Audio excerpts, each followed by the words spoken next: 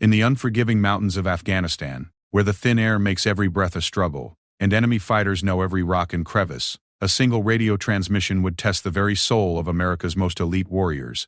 When Navy SEAL Marcus Luttrell's desperate voice crackled through the static, "We're getting lit up here," it triggered the most dangerous rescue mission in SEAL team history. What happened next would forever change how the military defines courage, sacrifice, and the sacred promise that no one gets left behind. This is not just a story about war. It's about ordinary men pushed to extraordinary limits, where split-second decisions determine who lives and who dies, and where the word brotherhood takes on a meaning deeper than blood itself. In the next hour, you'll witness how 16 of America's finest warriors climbed aboard a helicopter knowing they might never return, all to save 4 teammates they'd never met. You'll understand why grown men wept when they heard the mission briefing, and why this single day in June 2005 still haunts the dreams of those who survived. This is the story of Operation Red Wings, a mission that began as a routine reconnaissance and became the deadliest day in SEAL team history. It's the story of what happens when the unthinkable occurs and heroes are forced to make the ultimate choice between safety and sacrifice. The morning sun cast long shadows across the rocky terrain of the Hindu Kush Mountains as Lieutenant Michael Murphy adjusted his radio equipment one final time. Around him, 3 other Navy SEALs performed their own last-minute checks with the methodical precision that had kept them alive through countless missions. Petty Officer Marcus Luttrell secured his medical kit, knowing that in these mountains, being wounded meant being dead unless you could treat yourself. Sonar technician Matthew Axelson examined his rifle scope, wiping away the morning condensation that could mean the difference between a clean shot and a missed opportunity. Gunner's mate Danny Dietz tested his communications gear, the lifeline that connected their small team to the massive military apparatus waiting to support them. Operation Red Wings had begun like any other reconnaissance mission. Intelligence reports suggested that Ahmad Shah, a high-value Taliban commander responsible for numerous attacks on American forces, was operating in the mountainous region near the village of Chichel. The 4-man SEAL team had been inserted under cover of darkness, rappelling from a helicopter into terrain so rugged that even the local goat herders struggled to navigate it safely. Their mission was straightforward in concept but deadly in execution. Locate Shah, gather intelligence on his operations, and if possible, capture or eliminate him. Murphy, the team leader, was a 29-year-old from New York who had graduated from Penn State before answering the call to serve. His teammates knew him as a natural leader who never asked them to do anything he wouldn't do himself. He carried himself with the quiet confidence of someone who had proven himself in combat multiple times, yet never forgot that leadership meant taking care of his men first. In the weeks leading up to Operation Red Wings, Murphy had spent countless hours studying the terrain, memorizing every ridge and valley that might offer cover or concealment. He understood that in special operations, preparation wasn't just important, it was the difference between coming home and being carried home. Luttrell, a 30-year-old from Texas, brought a different kind of strength to the team. As the team medic, he carried not just weapons and ammunition, but also the medical supplies that could save a life when everything went wrong. His training had taught him to see the human body as a machine that could be repaired under the worst possible conditions, often while under fire. Luttrell had grown up hunting in the forests of East Texas, developing an intuitive understanding of how to move silently through hostile terrain. That childhood experience, combined with years of SEAL training, had shaped him into a warrior who could disappear into landscape that offered little cover. Axelson represented the precision element of the team. At 29, the California native had developed a reputation as one of the most accurate marksmen in the SEAL community. His role as the team sniper meant that he often operated alone, separated from his teammates by hundreds of yards while providing overwatch protection. Axelson understood that his job required not just exceptional shooting skills but also the psychological strength to remain calm and focused while his friends faced danger below. He had spent years perfecting his craft, learning to read wind conditions, judge distances, and make shots that others considered impossible. Dietz, the youngest team member at 25, served as the communications specialist. The Colorado native carried equipment that weighed nearly as much as another rifle, but that gear represented the team's connection to air support, medical evacuation, and reinforcements. In the mountains of Afghanistan, where terrain often blocked radio signals, Dietz's job became even more critical. He had to find ways to maintain contact with headquarters while moving through valleys and over ridges that could cut communications without warning. His equipment was complex and sensitive, requiring constant attention and adjustment as conditions changed.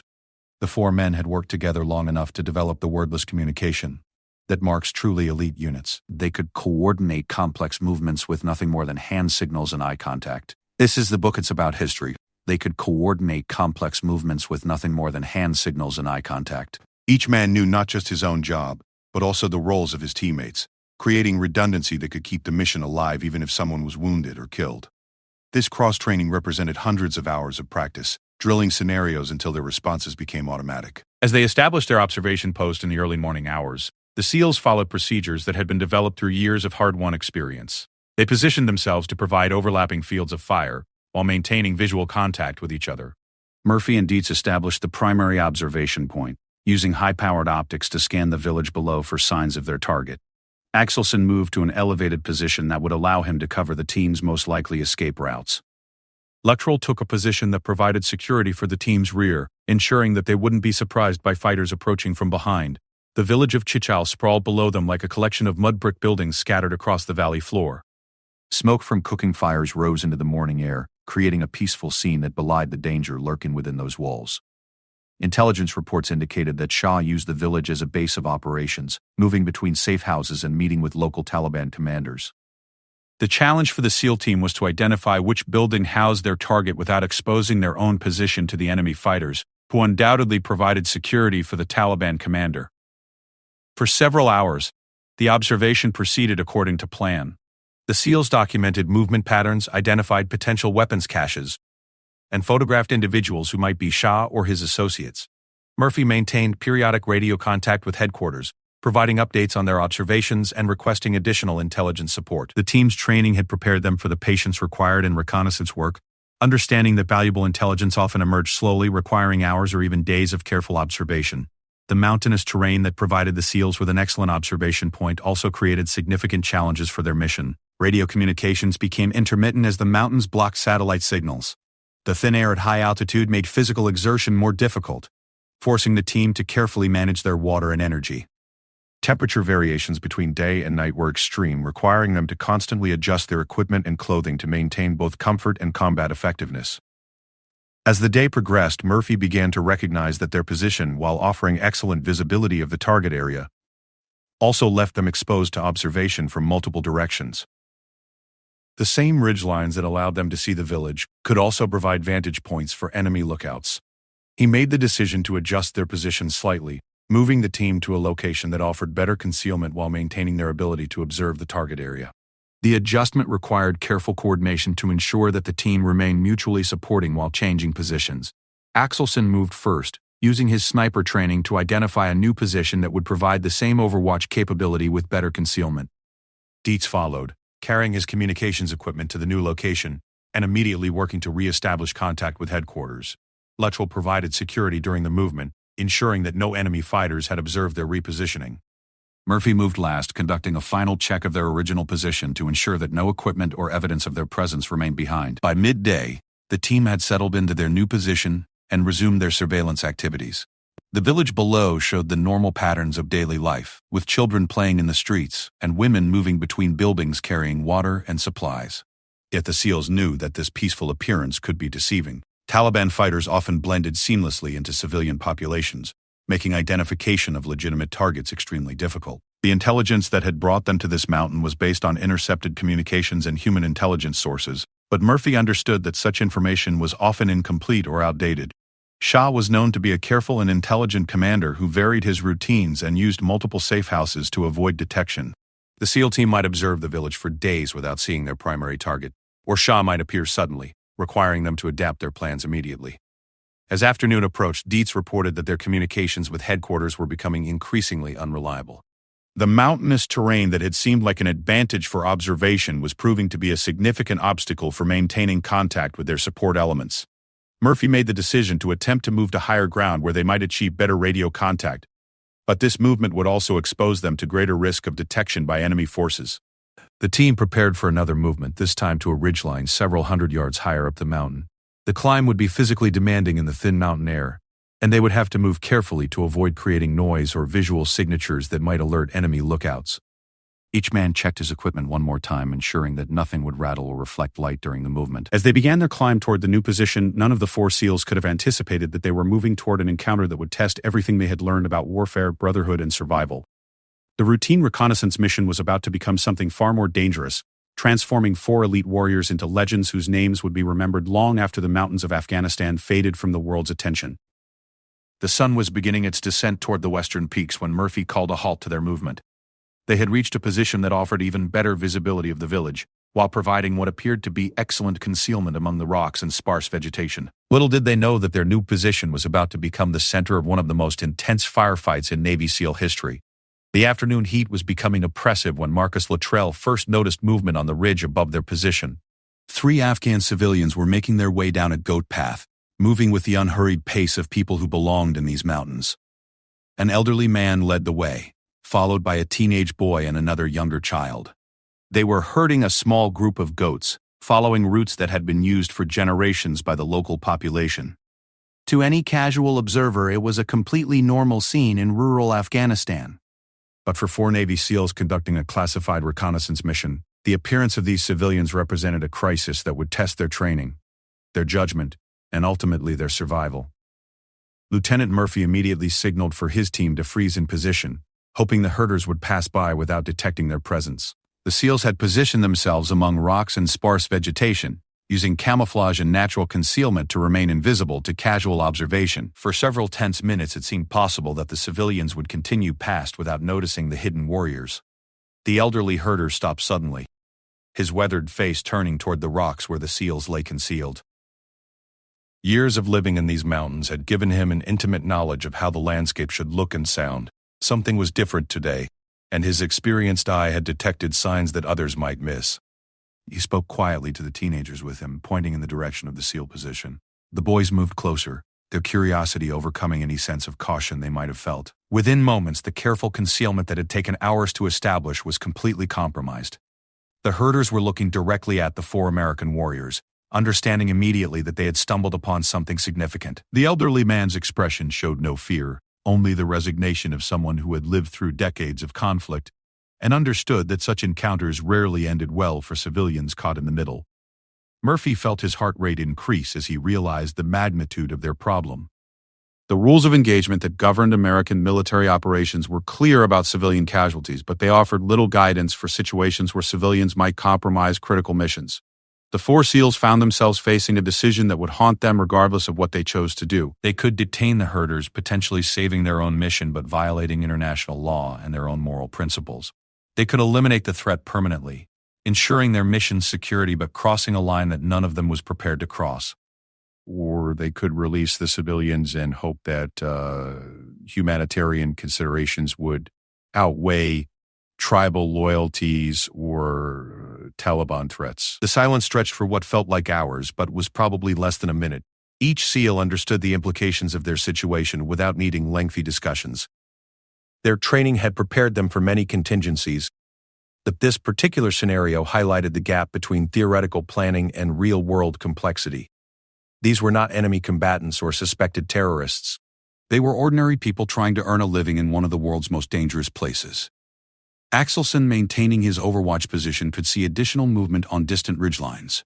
Their presence had already been compromised, and every minute they delayed making a decision increased the likelihood that word of their position would spread to Taliban fighters in the area. His sniper training had taught him to think several moves ahead, considering not just immediate threats but also how current actions might create future problems.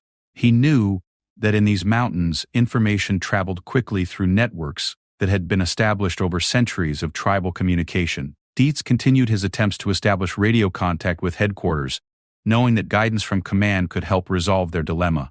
But the same mountainous terrain that had initially seemed advantageous for their observation mission was now working against them, blocking the satellite communications that could have connected them to senior officers with authority to make such decisions.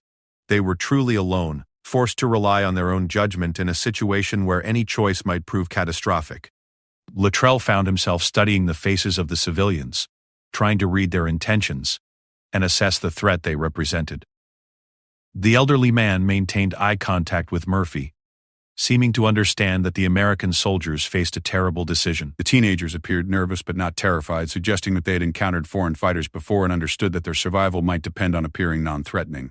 Murphy weighed the options with the careful analysis that had made him an effective team leader. His training emphasized mission accomplishment, but it also stressed the importance of maintaining moral authority in counterinsurgency operations. Harming civilians would not only violate his personal code of ethics but could also provide propaganda victories for Taliban recruiters seeking to turn local populations against American forces. At the same time, he understood that releasing the herders might doom his entire team to death or capture. The decision, when it came, reflected the values that had shaped Murphy's character long before he became a Navy SEAL. He made eye contact with each of his teammates, seeing in their faces the same moral struggle he was experiencing. Without speaking, they reached a consensus that would define the rest of their lives. They would release the civilians and accept the consequences of that decision, whatever they might be. Murphy approached the elderly herder, speaking quietly in the few words of local dialect he had learned during his deployment. He made it clear that the civilians were free to leave, but he also attempted to communicate the importance of keeping their encounter secret. The old man nodded with understanding. That seemed to go beyond language barriers, but Murphy could see in his eyes the knowledge that such secrets were rarely kept in communities where survival often depended on cooperation with whoever held power. As the herders gathered their goats and continued down the mountain path, the 4 SEALs began immediate preparations for the consequences of their decision. Murphy ordered the team to abandon their current position and move to terrain that would be more defensible if they came under attack. They had perhaps 30 minutes before word of their presence reached Taliban fighters in the area, and those minutes needed to be used wisely. The movement to a new position required abandoning much of the intelligence they had gathered during their observation mission. More importantly, it meant giving up the high ground that had provided them with both excellent visibility and good fields of fire. Their new position would need to offer different advantages: cover from enemy fire, multiple escape routes, and the ability to call for support if communications could be re-established. Axelson took point during the movement, using his training to identify routes that would minimize their exposure while moving quickly enough to stay ahead of any pursuit. His experience had taught him to think like both predator and prey, understanding how enemy forces would attempt to track them while finding ways to break contact and disappear into the landscape. The rocky terrain offered both opportunities and challenges, providing concealment but also creating noise that could reveal their movement to experienced trackers. Dietz continued his communications efforts during the movement, attempting to reach headquarters from multiple positions along their route. The importance of re-establishing contact had increased dramatically with the compromise of their position. They needed to report their situation, request immediate extraction, and coordinate potential support operations. Without communications, they were essentially operating blind, unable to call for help, and unaware of friendly forces that might be available to assist them. Letro provided rear security during the movement, constantly checking behind them for signs of pursuit while ensuring that the team remained together despite the difficult terrain. His medical training had taught him to think systematically about casualty evacuation, and he found himself automatically identifying potential helicopter landing zones and calculating how long it would take to carry a wounded teammate to safety. 25 minutes after releasing the civilians, Murphy called a halt in a position that offered better cover but significantly reduced visibility. They could no longer observe the village where their original target might be located, but they had found terrain that would allow them to defend themselves if attacked. Rock formations provided natural barriers against incoming fire, while multiple ridgelines offered potential escape routes if their position became untenable. As they established security in their new location, each SEAL understood that their mission had fundamentally changed. They were no longer hunters seeking intelligence on enemy operations. They had become the hunted, forced to focus entirely on survival in terrain that favored the opposition. The local fighters knew every trail, every hiding place, every vantage point that could be used to advantage. The SEALs possessed superior training and equipment, but they were operating in an environment that had been shaped by centuries of warfare. Murphy attempted one final communication with headquarters, hoping to report their situation and request immediate extraction. The radio crackled with static, carrying fragments of voices that might have been their lifeline to safety. For a moment it seemed possible that they had achieved contact with their support elements, but the signal faded before any meaningful communication could be established. In the distance, barely audible above the wind that constantly swept through the mountain passes, they could hear voices calling to each other across the valleys. The sound was too far away to understand individual words, but its meaning was unmistakable. Word of their presence had reached the local Taliban network, and fighters were already moving into position to surround them. The elderly herder had made his choice, and now the 4 Navy SEALs would have to live with the consequences. In less than an hour, they would face the ultimate test of their training, their brotherhood, and their will to survive against overwhelming odds. The routine reconnaissance mission had become a fight for survival that would push them beyond every limit they had ever imagined. The first shot came from above, and behind their position, the sharp crack of an AK-47 echoing off the rocky walls of the mountain pass. Lieutenant Murphy felt the bullet snap past his head, close enough that he could hear its supersonic passage through the thin mountain air. The sound triggered an immediate response honed by years of combat training. All 4 SEALs dropped into firing positions, their rifles already pointed toward the source of the incoming fire. Within seconds, the mountain erupted into chaos.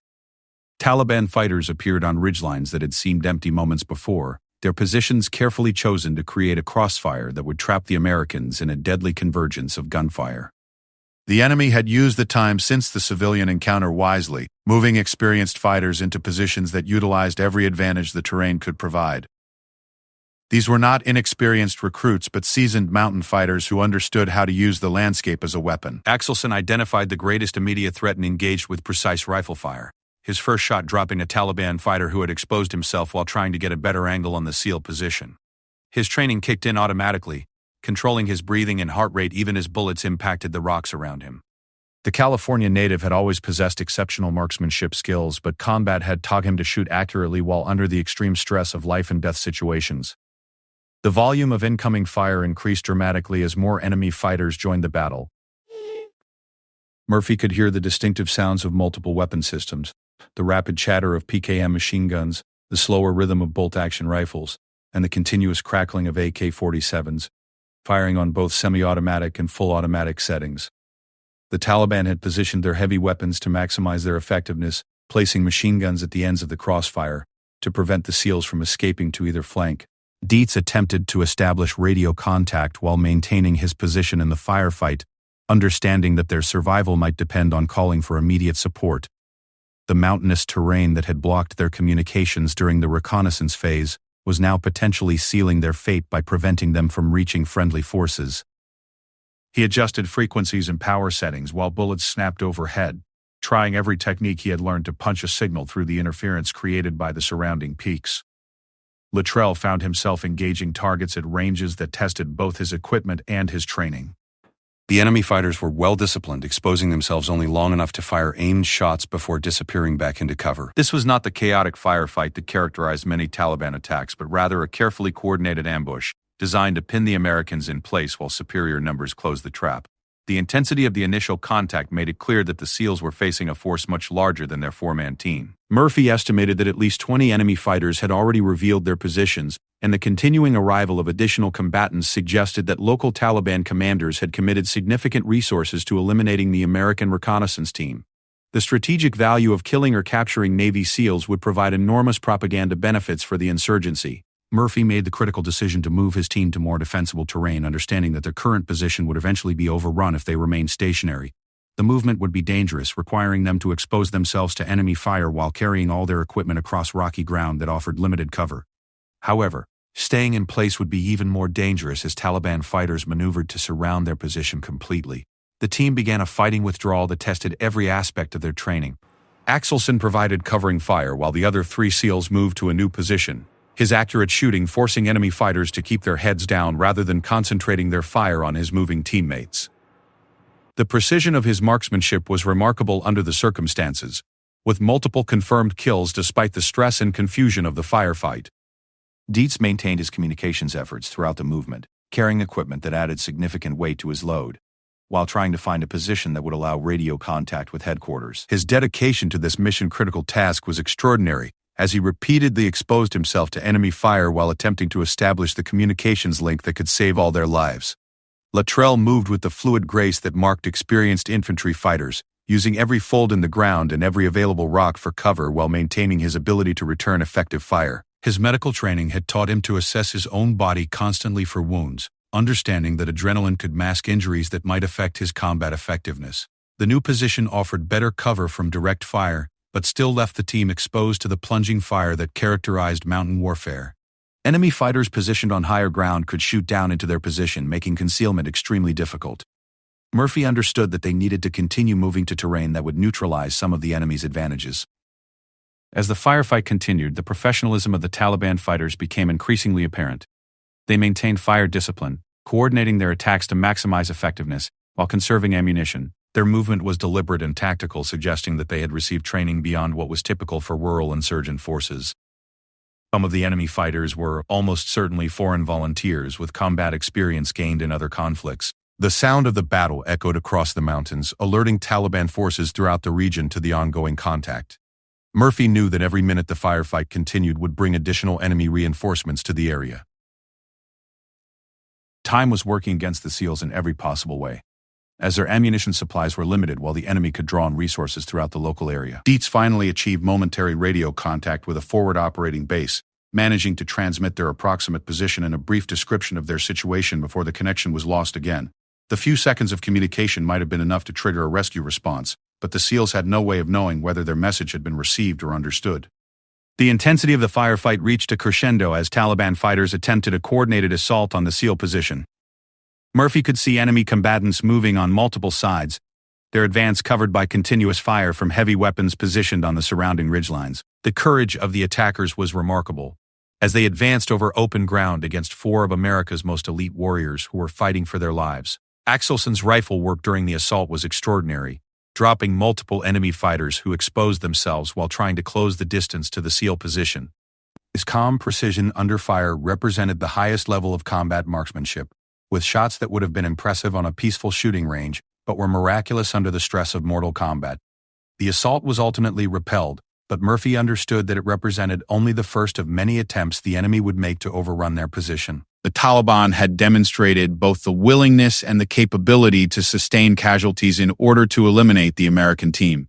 The local commanders clearly understood that success in this engagement would provide enormous prestige and propaganda value. As the immediate assault ended, Murphy assessed his team's condition and ammunition status. All 4 SEALs remained combat effective, though they had already expended significant quantities of ammunition. Their medical supplies were intact, and none of them had suffered wounds serious enough to affect their fighting ability.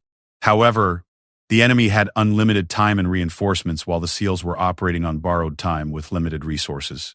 The tactical situation demanded another movement to terrain that would be more defensible in the long term. Murphy identified a position further down the mountain that would provide better cover and concealment, while offering multiple escape routes if their situation became untenable. The movement would be dangerous and would mean giving up the high ground, but staying in their current position would mean certain death or capture. As the team prepared for another fighting withdrawal, they could hear enemy forces maneuvering on multiple sides of their position. The Taliban fighters were displaying a level of tactical sophistication that suggested professional military training, coordinating their movements to maintain pressure while avoiding the concentrated defensive fire that had broken up their previous assault. Murphy made eye contact with each of his teammates, seeing in their faces the same determination that had carried them through months of combat operations.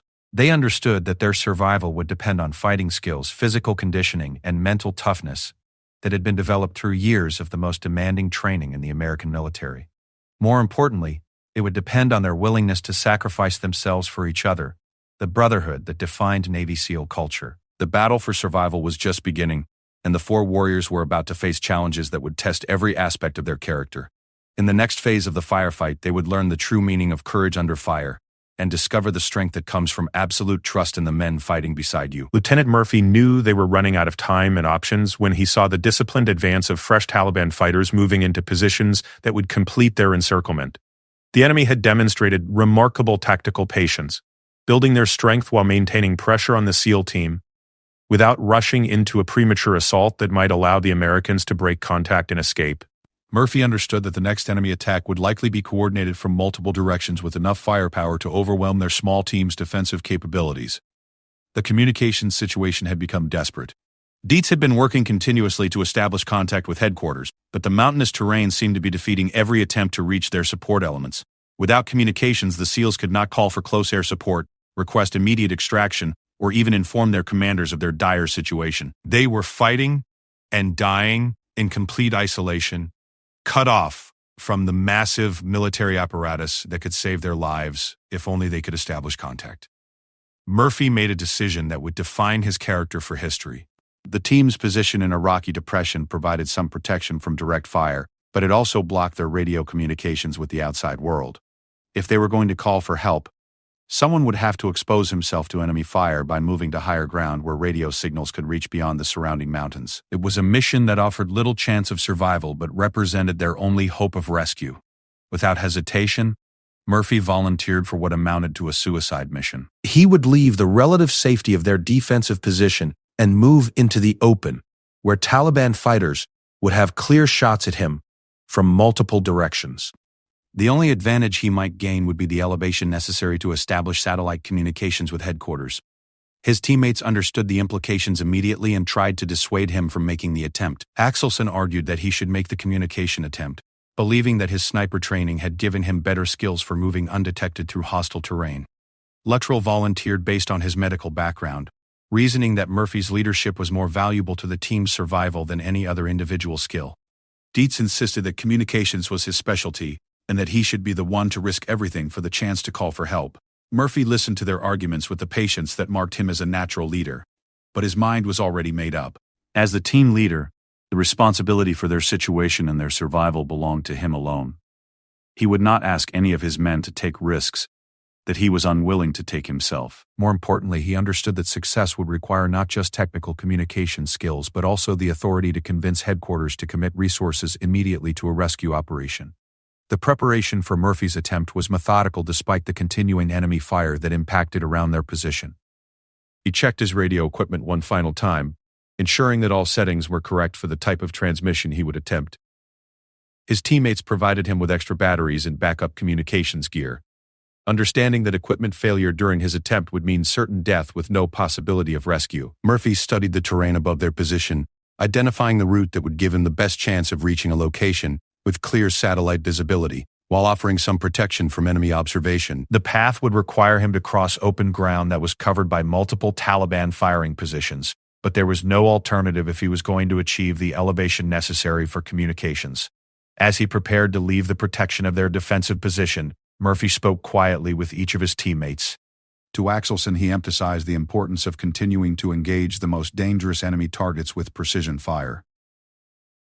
To Dietz, he stressed the need to maintain their current radio watch in case his transmission attempt succeeded.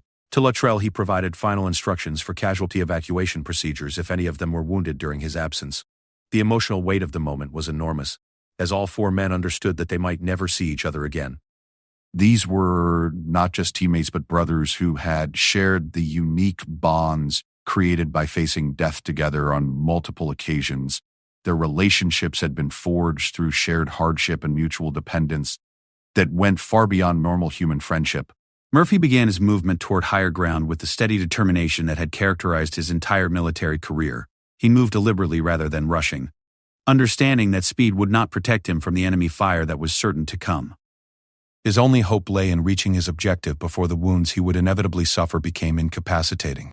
The first enemy shots came within seconds of his departure from the team position. Taliban fighters who had been watching for exactly this type of movement immediately concentrated their fire on the exposed American officer.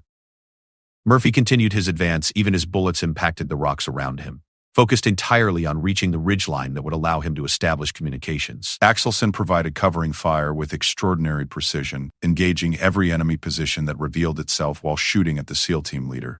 His marksmanship during this period represented some of the finest combat shooting in military history, with multiple confirmed kills under the most stressful conditions imaginable. The California native was fighting not just for his own survival but for the life of his team leader and closest friend. Dietz and Luttrell maintained their defensive positions while watching Murphy's progress up the mountain.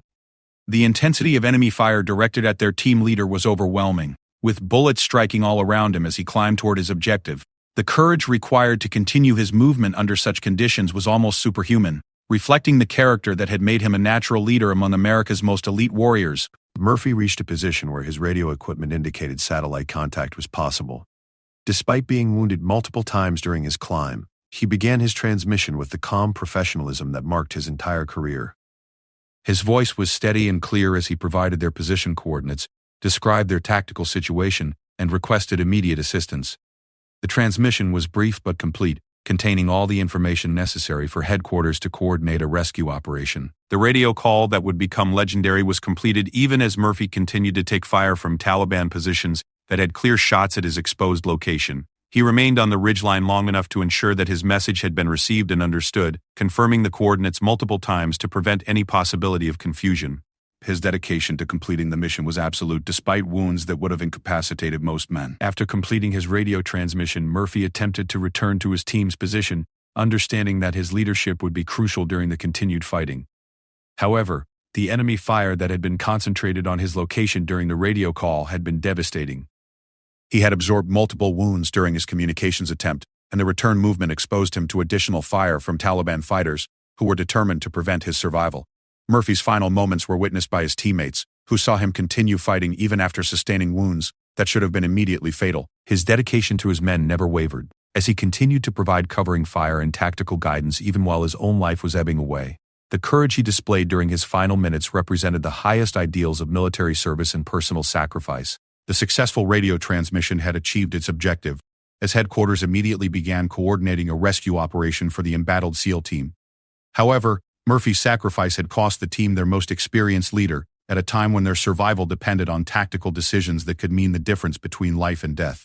The 3 surviving SEALs would have to continue the fight without the man who had trained them, led them, and ultimately given his life trying to save them. Axelson, Dietz, and Luttrell understood that their team leader's sacrifice had given them a chance for rescue, but that chance would mean nothing if they could not survive until help arrived. The enemy forces surrounding their position had been reinforced throughout the day, and the Taliban commanders clearly intended to eliminate the remaining Americans before any rescue operation could reach them. The battle was far from over, and the 3 surviving SEALs would have to draw on every aspect of their training and character to honor their fallen leader's sacrifice. Murphy's courage had shown them the standard they needed to meet, and his successful radio transmission had provided them with hope that rescue might be possible if they could continue fighting against overwhelming odds. The legend of Lieutenant Michael Murphy had been born in his final moments, but the story of Operation Red Wings was still unfolding on the rocky slopes of the Hindu Kush Mountains. The ultimate test of SEAL brotherhood was still to come, as warriors on both sides would be pushed to the limits of human endurance in a battle that would define courage for generations to come. At Bagram Air Base, Lieutenant Murphy's desperate radio transmission had triggered an immediate response that would mobilize some of America's most elite rescue assets. Within minutes of receiving the coordinates and situation report, commanders were coordinating a complex operation involving multiple aircraft, special operations forces, and conventional military units.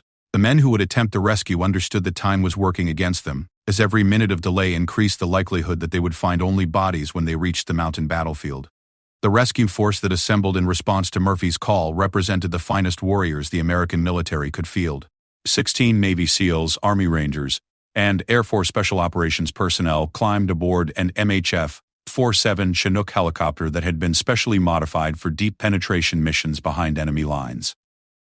The aircraft itself was a technological marvel, equipped with advanced defensive systems, precision navigation equipment, and weapons that could provide devastating fire support. Staff Sergeant Sean Chapman, the flight engineer aboard the rescue helicopter, conducted his final equipment checks with the methodical precision that characterized all special operations forces.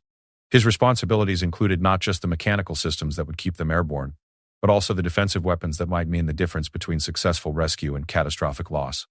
Chapman understood that they were flying into a situation where Taliban forces had already demonstrated their capability to engage American aircraft effectively. The aircrew that would pilot the rescue mission had extensive experience flying in the mountainous terrain of Afghanistan, but they also understood that this mission would push both their aircraft and their skills to the absolute limit. The landing zones near the embattled SEAL team were surrounded by enemy forces and offered minimal room for error. A single mistake during the approach or landing could result in the loss of not just the rescue aircraft but also the additional elite personnel aboard it. Chief Warrant Officer Chris Schirkenbach reviewed the flight plan one final time, noting the threats that intelligence analysts had identified along their route to the target area. Taliban forces throughout the region had been alerted to the presence of American Special Operations Forces, and enemy commanders were likely positioning anti-aircraft weapons to engage any rescue attempt. The mission would require flying through terrain that offered numerous opportunities for ambush while carrying a full load of personnel and equipment that reduced the aircraft's maneuverability. Major Stephen Reich, the senior officer aboard the rescue helicopter, understood that the mission carried enormous risks but also represented the fundamental promise that no American warrior would be left behind on the battlefield. The intelligence picture remained unclear regarding the exact situation on the ground, but Murphy's transmission had made it obvious that the 4-man SEAL team was in desperate need of immediate assistance.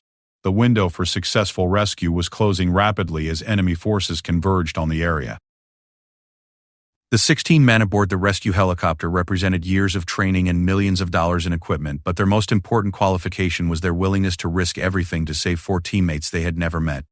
The culture of special operations demanded absolute commitment to the welfare of fellow warriors, regardless of personal cost or unit affiliation. These men were flying toward almost certain combat because their code of honor demanded nothing less. Technical Sergeant John Chapman, an Air Force combat controller, carried equipment that would allow him to coordinate close air support and communicate with multiple aircraft during the rescue operation. His training had prepared him for insertion into hostile territory where he would be responsible for guiding precision strikes against enemy positions. Chapman understood that success would likely require him to operate alone in extremely dangerous conditions, while maintaining the communications links that could save lives. As the helicopter approached the target area, the aircrew could see smoke rising from multiple locations on the mountainside where the firefight continued to rage. The Taliban forces engaged with the SEAL team had grown throughout the day, and intelligence reports suggested that more than 100 enemy fighters were now involved in the battle. The rescue force would not just be extracting wounded Americans but fighting their way through a complex ambush that had been hours in the making. The landing zone that had been selected for the rescue operation offered the best compromise between accessibility and security, but it was far from ideal under any circumstances. The helicopter would have to land on a slope that was within range of enemy weapons while maintaining the power and positioning necessary for immediate departure. The margin for error was essentially zero, as any delay on the ground would expose both the rescue force and the aircraft to devastating fire from multiple directions. Staff Sergeant Dan Healy, the team leader for the ground rescue element, briefed his men one final time as they approached the landing zone. Their mission was to establish security around the helicopter while additional personnel moved to locate and extract the surviving members of the SEAL reconnaissance team. The brief would be conducted under fire in terrain that favored the defenders, requiring split-second coordination between men who had trained together but never fought together in such extreme conditions. The helicopter's approach to the landing zone was conducted under increasingly heavy fire from Taliban positions that had been established specifically to engage rescue aircraft. The enemy fighters had correctly anticipated that American forces would attempt to recover their personnel, and they had positioned weapon systems to create overlapping fields of fire that would be difficult for any aircraft to survive. The pilots demonstrated extraordinary skill in maintaining their approach despite taking hits that damaged multiple aircraft systems. Petty Officer First Class Jeff Taylor prepared to be among the first men off the helicopter, understanding that the initial seconds on the ground would be critical to establishing a foothold from which the rescue operation could succeed. His role required him to move immediately toward enemy positions while providing covering fire for the personnel who would follow him off the aircraft. The courage required for such actions represents the highest traditions of military service. As the helicopter settled into the landing zone, enemy fire intensified to levels that tested both the aircraft's survivability and the crew's ability to maintain control. Multiple weapon systems were engaging the rescue force simultaneously, creating a hail of gunfire that seemed impossible to survive. The sound was deafening, with the impacts of bullets and rocket-propelled grenades creating a cacophony that made communication almost impossible. The rescue personnel began their exit from the helicopter with the speed and precision that marked them as elite warriors, but the volume of enemy fire made movement extremely dangerous. Several men were hit before they could establish defensive positions, and it became immediately obvious that the rescue force was facing opposition that was much stronger and better organized than intelligence reports had suggested. Technical Sergeant Chapman distinguished himself immediately upon landing by moving directly toward the heaviest enemy fire in order to establish communications and coordinate supporting fires. His actions were observed by multiple witnesses, who later testified to courage that exceeded anything they had seen in years of combat operations. Chapman's willingness to expose himself to enemy fire in order to accomplish his mission represented the selfless service that defines American Special Operations Forces. The battle that developed around the landing zone was intense beyond anything most of the rescue personnel had previously experienced. Taliban fighters attacked from multiple directions simultaneously, using tactics that suggested extensive training and careful preparation for exactly this type of engagement. The enemy forces demonstrated remarkable courage in closing with American Special Operations personnel who were known throughout the region for their combat effectiveness. Major Reich found himself coordinating a defensive battle while attempting to locate and extract the original SEAL team members who had triggered the rescue operation. The complexity of the tactical situation was enormous, with friendly forces engaged on multiple fronts against an enemy that possessed both local superiority and intimate knowledge of the terrain. Radio communications were difficult due to the mountainous environment and the noise of continuous combat. Staff Sergeant Healy led his team toward the last known position of the reconnaissance team, moving through terrain that offered little cover while under fire from positions that commanded excellent fields of view. The dedication required to continue such movement under these conditions was extraordinary, reflecting training and character that had been developed through years of the most demanding preparation. The rescue operation that had begun with such hope and determination was encountering resistance that threatened to overwhelm even these elite forces. The helicopter that had brought them to the battlefield was taking damage that would soon make departure impossible, and the enemy forces seemed capable of sustaining their attack indefinitely. What had been planned as a quick extraction was becoming a major battle that would test every aspect of American Special Operations capability. The courage displayed by both rescue forces and original reconnaissance team members during this engagement would become legendary throughout the Special Operations community. Men were performing acts of heroism that exceeded the highest standards of military service while fighting against odds that should have made victory impossible. The brotherhood that defined their culture was being tested under the most extreme conditions imaginable. The ultimate cost of Operation Red Wings would be enormous, with casualties among America's finest warriors that would be felt throughout the Special Operations community for years to come. However, the courage and sacrifice displayed during this engagement would also demonstrate the values that define American military service at its finest. The promise that no one would be left behind had been kept, regardless of the price that had to be paid. We don't leave anyone inside the most lethal rescue in Navy SEAL history.